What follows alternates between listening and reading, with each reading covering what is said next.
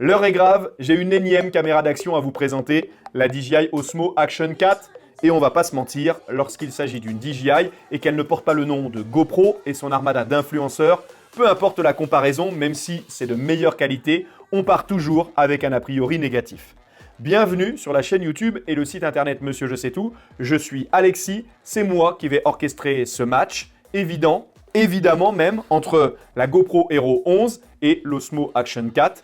Et ça va pas se passer comme d'habitude, on va pas prendre de gants pour faire éclater la vérité. Je sais, on risque de vous dire que c'est mieux que celle d'avant, simplement parce qu'on nous les a offerts pour les tester. Ok, ça arrive chez les plus faibles, mais ne croyez pas que ce test est joué d'avance. Je serai le plus impartial possible pour le bien de la chaîne et de mes abonnés. D'ailleurs, rejoignez-les si ce n'est pas déjà fait, ce sont les meilleurs du web. Est-ce la belle surprise de cette rentrée? Asseyez-vous confortablement, sortez une poche de M&M's, on va passer un bout de temps ensemble, sans mascarade, sans concession. La DJI Osmo Action 4 face à la GoPro Hero 11. C'est parti!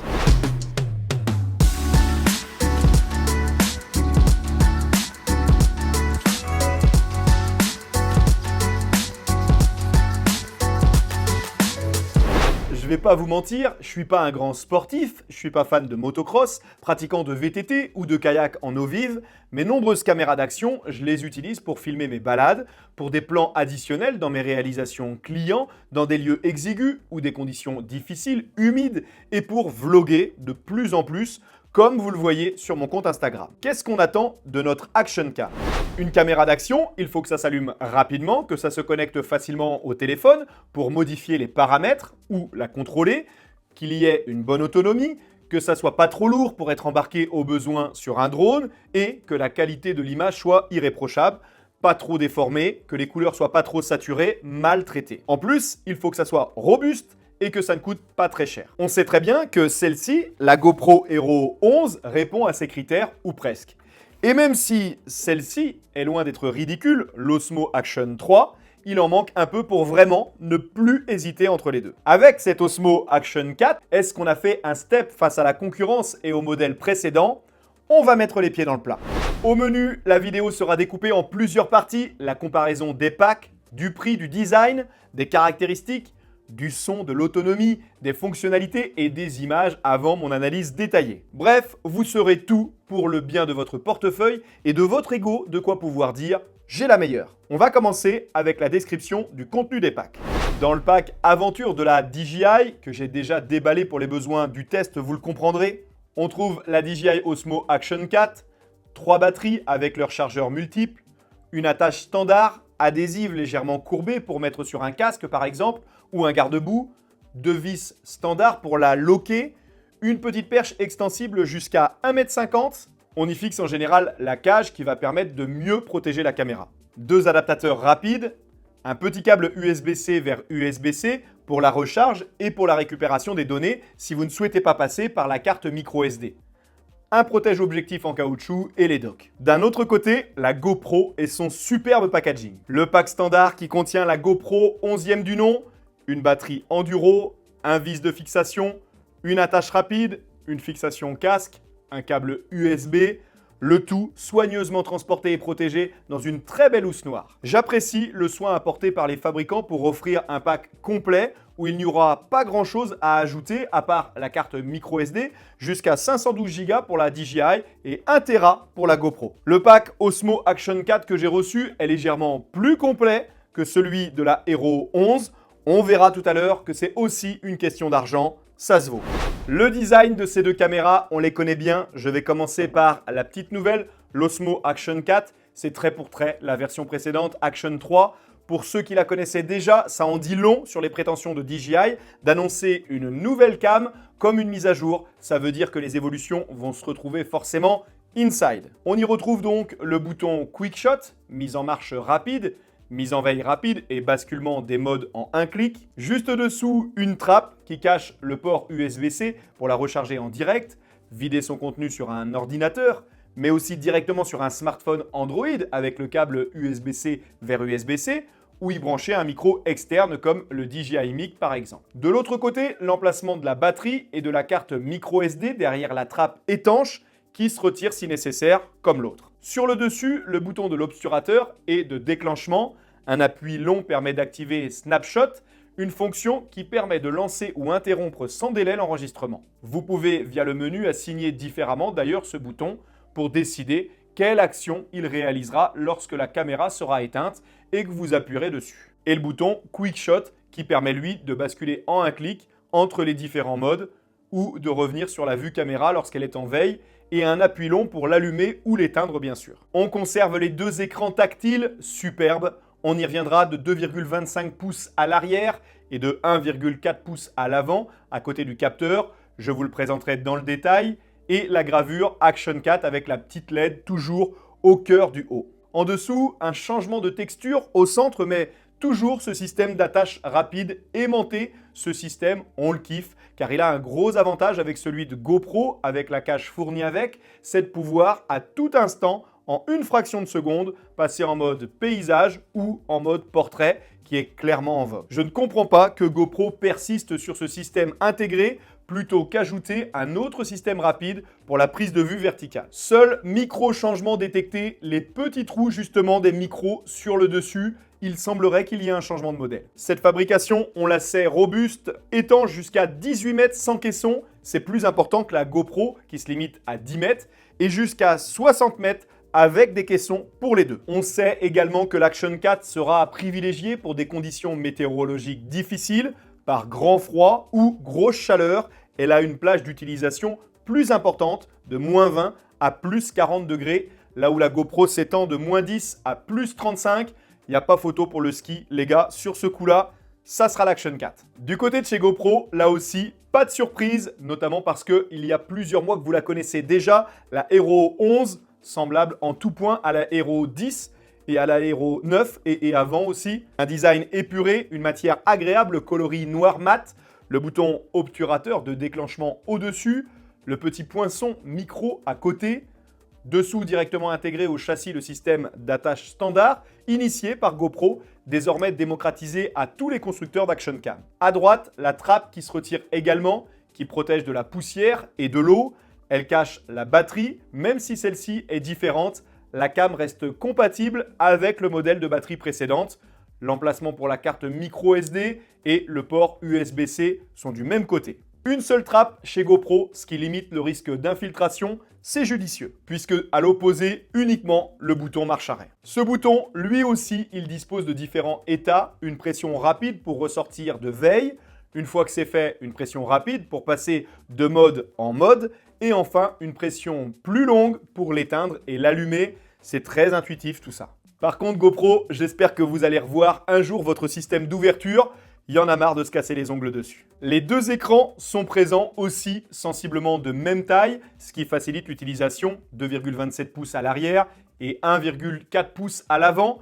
Bien qu'à l'avant, il ne soit pas tactile, là encore, lorsqu'on se filme en selfie, en VTT, en moto, et que la caméra est fixée, il faudra le smartphone ou la démonter pour modifier les réglages. Ces deux Action Cam disposent d'un traitement hydrophobe sur la lentille pour ne pas garder de traces ou de gouttes à la sortie de l'eau. Pour clore cette présentation design, deux infos importantes entre ces caméras.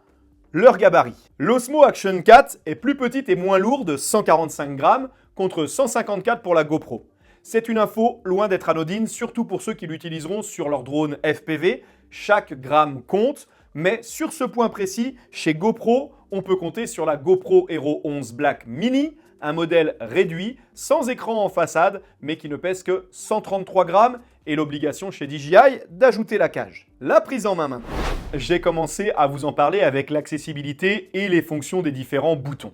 Côté écran maintenant, pour l'Action 4, ça fait des années qu'il a fait ses preuves, qu'ils ont fait leurs preuves. Les deux sont tactiles, ils font l'unanimité par leur fluidité, la clarté et la navigabilité très intuitive dans les différents menus.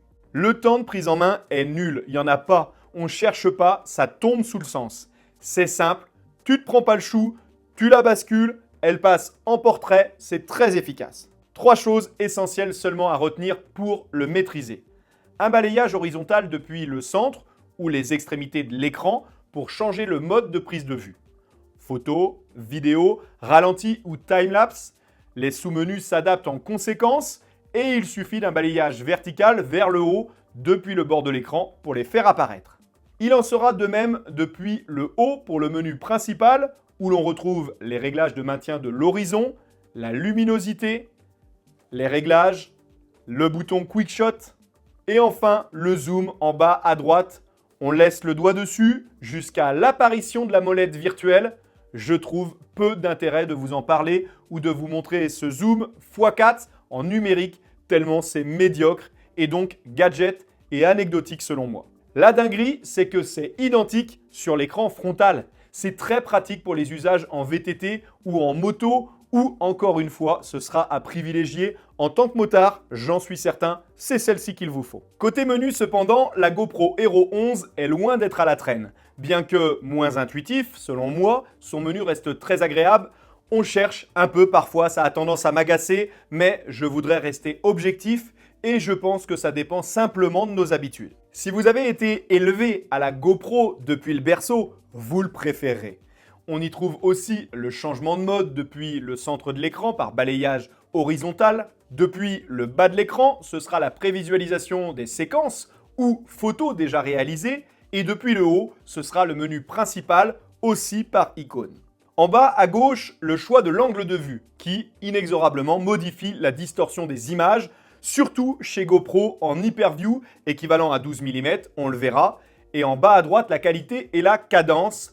En effet, plus vous choisirez d'augmenter la cadence, le nombre d'images par minute, logiquement, GoPro vous propose de diminuer la résolution. Je trouve ça très pratique et très rapide d'accès. Pour les pros, je vous conseille de déverrouiller le mode pro, justement, pour avoir accès ici à tous les réglages manuels. On les évoquera tout à l'heure. En toute objectivité quand même, le menu tactile de la GoPro est moins performant, moins fluide, il faudra parfois insister. Pour clore cette prise en main, les deux disposent du contrôle vocal de la caméra pour les commandes de base, très appréciable en deux roues, au ski, en jet, dès lors qu'on a les mains prises. Avantage sur ce point aux commandes réactives plus nombreuses et en français de la GoPro. Pour DJI, c'est pauvre, ce sera en anglais ou en mandarin et limité à 4 commandes.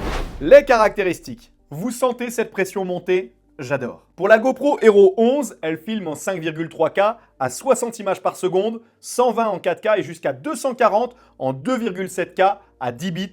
C'est incroyable sur ce format de caméra. Ça va permettre de récupérer un max d'infos dans les images sans grande compression, surtout au codec H265 à 120 mégabits par seconde. Le capteur fait 1 sur 1,9 pouces, une taille unique à GoPro, en dehors de tout standard qui l'oblige à cropper dans l'image pour offrir le 16 neuvième avec un FOV de 155 degrés. L'enregistrement se fera en MP4 pour les deux. Pour l'Action 4, elle filme en 4K et en 2,7K à 120 images par seconde et jusqu'à 240 en Full HD en ralenti x8.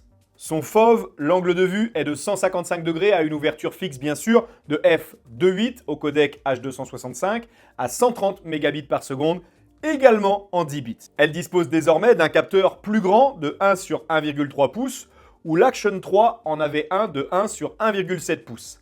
La taille des pixels jadis de 1,6 microns passe à 2,4 sur le modèle 4. Ça va améliorer encore les images en basse luminosité notamment. La GoPro a donc une résolution plus importante, jusqu'en 5,3K, mais un capteur plus petit. Difficile encore à ce stade d'y trouver un réel avantage, que ce soit d'un côté comme d'un autre. Les spécifications photo maintenant. 10 millions de pixels sur l'Action 4, toujours en JPEG et en brut, sympa pour la post-production, contre 27 millions pour la GoPro Hero 11. On sait que ce n'est pas toujours le nombre de pixels qui compte. Là aussi, on le verra en comparant. Justement, l'heure de la comparaison des images a sonné. Cette comparaison, on la fera en mode automatique, mais bien sûr, tous les réglages sont possibles en manuel sur les deux, obturation, ISO, balance des blancs, colorisation, etc. Le test. La première comparaison, on va la faire avec cette image assez classique. Ne vous laissez pas toucher par l'émotion de la scène, concentrez-vous sur les détails. Les deux caméras ont très bien traité cette situation. L'image est légèrement plus contrastée chez GoPro, c'est assumé, les deux sont très bonnes. Autre image, encore loin de moi l'idée de vous émouvoir avec cette tête de vainqueur de Monopoly, on se rend compte sur ce selfie que GoPro traite beaucoup mieux l'image en contre-jour. Sa plage dynamique est bien respectée, plutôt sombre, mais loin d'être cramée en arrière-plan comme sur l'Action 4. Personnellement, j'arrive pas à me faire à ce format initial 4/3 du capteur de la GoPro sans avoir à cropper pour retrouver le format standard en 16 neuvième. L'occasion de vous rappeler que pour GoPro, une caméra d'action, c'est avant tout pour filmer et non photographier. Ça va se confirmer par la suite dans ce test. À la tombée de la nuit, les photos sont quasiment identiques, légèrement plus détaillées pour l'Action 4. Cependant, la plage dynamique de la GoPro et son avantage en nombre de pixels semblent se confirmer. L'image est plus contrastée sur la GoPro 11, difficile de les départager.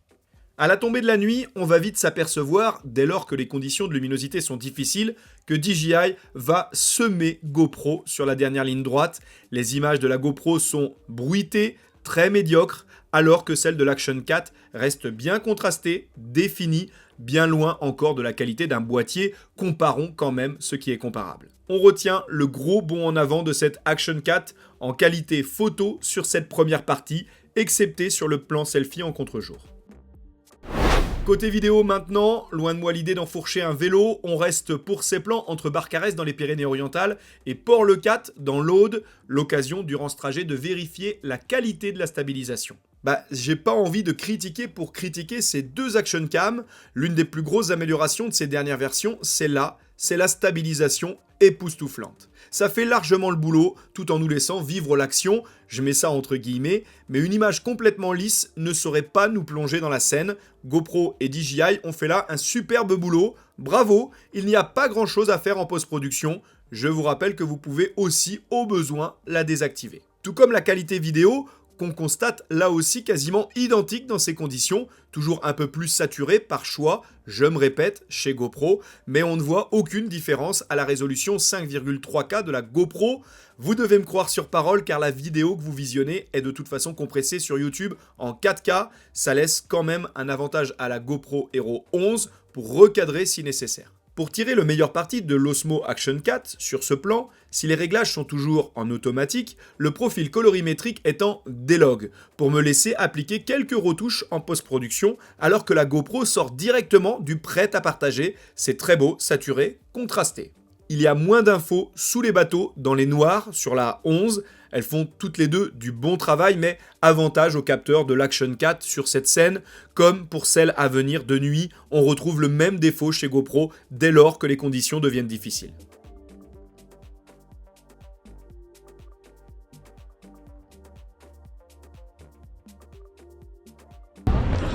Je profite évidemment du tournage de ce plan nocturne pour pouvoir tester le son du côté GoPro d'abord, puis ensuite du côté de l'Action 4. Ça va vous rendre compte aussi un petit peu de la luminosité en contre-jour comme ça. Alors à première vue, à ce que je constate sur l'écran, c'est bien meilleur du côté de la GoPro, en tout cas en ce qui concerne le retour vidéo vers moi, que l'Action 4, mais qui paraît beaucoup plus défini. On verra si ça sera également le cas sur les images que vous découvrirez en même temps que moi. Eh ben oui Alexis, ça se confirme en post-production lors du montage, c'est bien meilleur avec la DJI, tout comme la prise de son. C'est sans comparaison possible. Ça ne fera que se confirmer au tournage de l'hyperlapse. Si les images de l'Osmo Action 4 sont exploitables, c'est très bruité, pastelisé et gras sur la GoPro Hero 11. Ces tests, ils se sont réalisés non sans difficulté dans la gestion des caméras.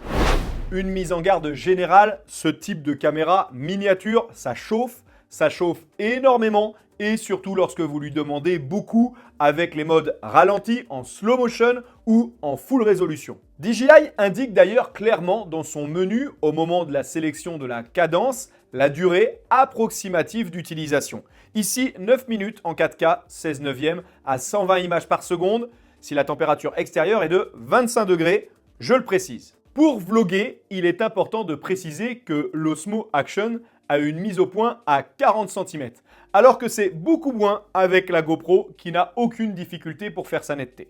Notez que le système à 3 micros DJI a évolué. Il sélectionne désormais de façon automatique, sans vous laisser la main, le micro à utiliser, que vous soyez devant, derrière, au-dessus ou en dessous de la cam, et ça en mono ou en stéréo. GoPro propose à ce sujet un kit média très sympa et DJI, son DJI Mic que j'adore et que je porte actuellement. Je viens de vous le présenter sur la chaîne, je l'utilise, vous l'avez remarqué, depuis plusieurs mois, mais avantage à GoPro et à son système intégré, il permet aussi de diffuser en direct sur un autre écran via le port micro HDMI. Avantage ou inconvénient, en revanche, son micro est omnidirectionnel face à la caméra, plus pratique mais uniquement pour vlogger en mode selfie. En revanche, Le DJI Mic, lui, peut être utilisé en interview avec 2 interlocuteurs à la fois. Le débrief, l'angle de vue.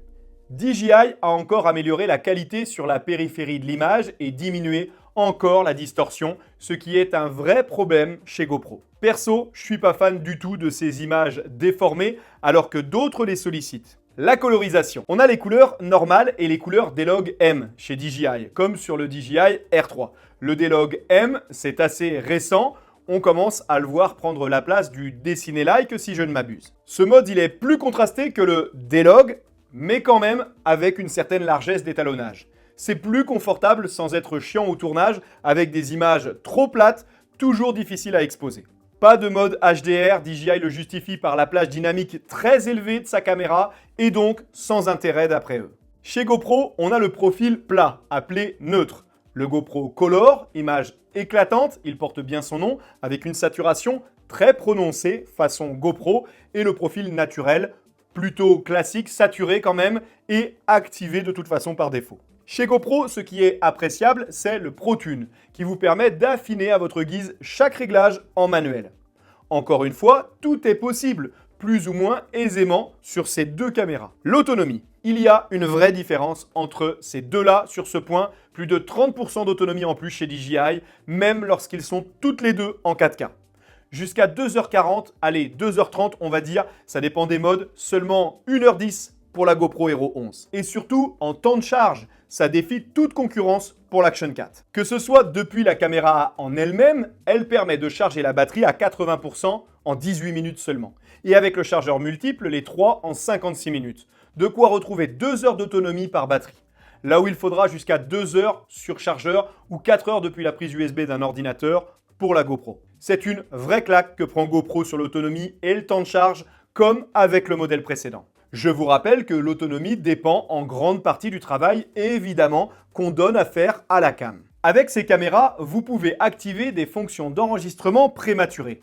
Je pense que maintenant, tout le monde connaît. C'est un mode qui permet de filmer en permanence, en boucle même, et revenir jusqu'à 30 secondes en arrière lors du déclenchement. J'en parle maintenant car, attention, si c'est très pratique, c'est aussi très énergivore. A l'inverse, vous pouvez définir une durée d'enregistrement à ne pas dépasser, de quelques secondes à plusieurs minutes, et l'enregistrement s'interrompt une fois atteint. Dans le même style, plus besoin de se lever tôt, il y a aussi la capture planifiée pour débuter sur réveil la captation chez GoPro. Les hyperlapse et timelapse qui s'adaptent en plus au sujet traité et à la durée sinon que vous souhaitez. Sur l'Action 4, il y a l'Invisistick. Il disparaît avec l'application uniquement. C'est une bonne fonction passée un peu inaperçue suite à une mise à jour sur l'Action 3. J'ai failli l'oublier en toute sincérité parce que cette fonction de stick invisible, c'est pas nouveau, on la connaît déjà chez Insta360. La nouveauté, c'est la cadence avec laquelle on peut l'utiliser depuis l'Action 3 et 4 donc, avec des images au ralenti. Je poursuis avec les différences. Le timecode entre les différentes caméras d'action sur l'Action 4 est toujours là, je pense aux youtubeurs, aux réalisateurs des reportages et des présentations auto, moto, c'est très appréciable. La diffusion en direct en 1080p à 25 images par seconde via DJI Mimo sur Facebook et sur YouTube. La fonction webcam est disponible sur les 2 caméras. J'en suis très friand car j'utilise un écran déporté et donc parfois c'est désagréable pour mon interlocuteur de ne pas être en face. J'ajoute donc la GoPro 10 puis maintenant la 11. J'ai remarqué que c'était beaucoup plus simple avec la DJI directement reconnue via le port USB-C après l'acceptation des quelques autorisations et pas besoin de logiciels tierces comme GoPro, mais les deux peuvent donc très bien faire l'affaire. GoPro reste en deçà pour ses petits bugs un peu chiants et je me répète, la qualité du tactile de son écran qui réduit l'intuitivité. Je parle même pas de l'absence de tactile devant, c'est un vrai handicap.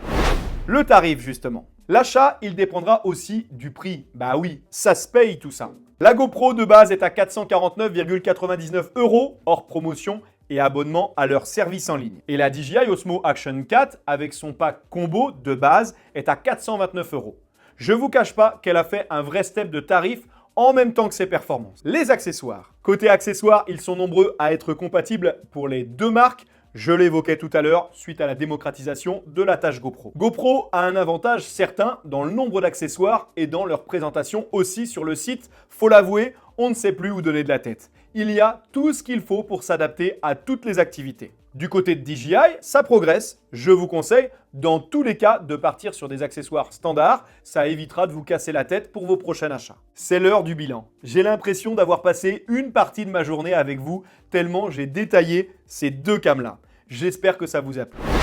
Mon analyse. Beaucoup d'entre nous restons figés sur nos expériences passées, comme si GoPro était encore bien supérieur et le méritait. Ce n'est plus le cas. La GoPro Hero 11 reste remarquable et satisfera à coup sûr ses utilisateurs, mais ces deux-là se différencient encore par leur science des couleurs, le choix des constructeurs dans la colorisation, la distorsion des images assumées par GoPro, la qualité en basse luminosité, la gestion de l'exposition, le détail, l'autonomie de la DJI Osmo Action 4. Et je suis prêt à parier que les amateurs passionnés ou professionnels d'images aériennes préféreront l'Action 4 pour matcher autant que possible leur image avec celle des drones. Vous en pensez quoi?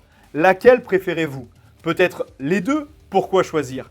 Dites-le moi en commentaire. J'espère que cette vidéo vous a plu. Pour l'heure, on m'a toujours dit que si un jour on voulait se revoir, il fallait avant tout se quitter. Il est temps maintenant. Puissions-nous nous retrouver. À très vite. Ciao!